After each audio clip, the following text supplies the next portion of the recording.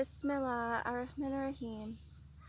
My husband has a friend, Prince Manara Abu Abdullah Iraqi, who asked to make a video talking about this problem. In the start of the revolution of Syria, the King Abdullah said that the Assad tribe of Damascus feels that it has no choice but to take this plan of action to deny the needs of the people of the country. He said that Bashar feels he is walking in the edge of the abyss and that they would not be able to come back from this. After he starts a war with the people of Syria, that he would not be able to come back from this. And the reason why is that the Alawi tribes are small and they have control over all of the resources of the country of Syria. The electric, the internet, the gas, the bread, everything. They have this Assad Alawi tribes have control of this, and they are surrounded by nations, Islamic nations like Iran and Saudi Arabia, who are very much bigger than him. And they have always been afraid to allow anyone in the government of Syria that's connected with Islam. And the reason for that is that any representative that is working with this is going to be supplied by the Islamic nations near him. He's going to get funding and support, and the ability of Iran and Saudi Arabia to put millions and millions of dollars into Syria, it's so great. They can easily challenge the electric, the gas, the food. They can easily challenge it and wipe it out from the control of the Assad and Alawi tribes. And for this reason, the Assad kept saying that when his people were asking for these things, that he said that, oh, this is coming from outside our country, even though it was Syrian men he was attacking. He said, oh, this is from outside the country. And why he cannot meet your needs. He cannot, even if, no matter what he says, or, how he feels today, he just would not be able to meet your needs. And if you look at the nation of Iran, they also are unable to work on meeting the needs of the people of the nation of Iran. They are too busy working projects which they think are defending their power. They feel that they need to protect their power and their nation. So Assad has been working for 40 years to stop any work that has anything to do with Islam from coming inside the government in order to keep control. And this is also why Russia, and the fact that Russia is not Islamic, is vital. It's the lifeline. It is the life of the regime of Damascus to have the Russia protecting him. And especially because Russia will never be Islamic. So I have something that I wrote in September of 2014 that is connected with this idea.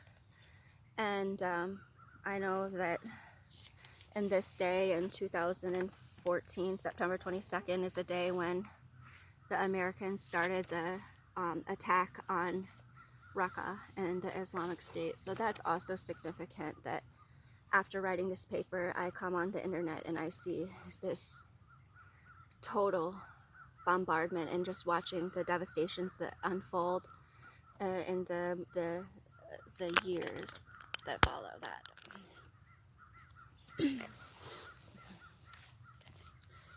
In the name of Allah, Al-Ghani, Al-Muntakim. Foreign ministry is at its core a series of trade agreements, and the experience of international community cohesion relies upon the global market power dynamics. The weakness in foreign relations emanate from domestic challenges and domestic competition. The most effective way to disrupt productiveness of a foreign relationship is to offset the loci of control that an agreement had guaranteed between the participating states. The development of national defense is an ever-increasing expense that structurally failed to afford the quality of harm minimization that a nation should anticipate being necessary for a campaign of war. It is for this vulnerability that nations have been deterred from declaration of war, where absent this vulnerability, they certainly would not have given hesitations. It is this vulnerability of the structurally failed harm minimization quality of national defense that instead the division of government security has expanded alongside the security industry. The quality of harm minimization in the development of national defense has always been a shortcoming of mankind. Warfare has remained offense-oriented because the persons who at the level of state allocated contracting center of focus on acquisitions. The Iron Dome is an illustrative example of the extent to this acquisition-focused national defense development strategy of harm minimization using offensive technology. The Iron Dome is a shield that intercepts missiles. The ingenuity of such a defense is just very practical allocation and arrangement of offensive technology. It is quite amusing design implementation given the sophisticated capacities that are yet unexplored towards weapon propulsion. A true shield is a true defense system. The Iron Dome is a counter-offensive system.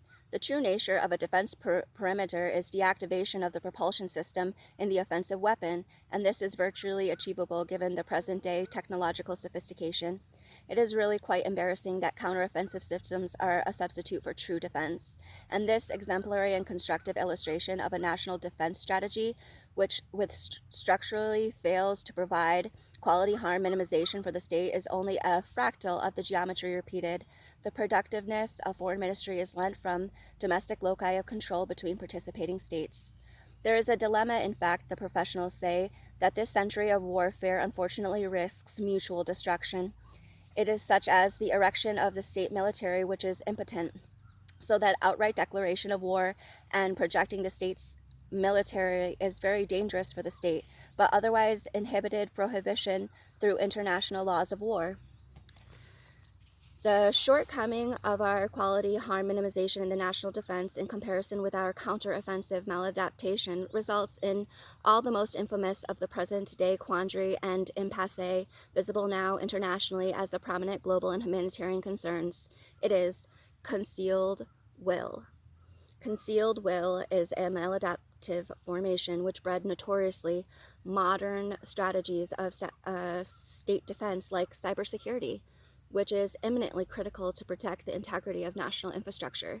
The immediacy of the need to preserve the security of this type of infrastructure represents the profound distraction which the investment and the direction of states leads out of their primordial ancient antique war doctrine of counter-offensive to substitute for true defense-focused quality harm minimization, thought, and efforts.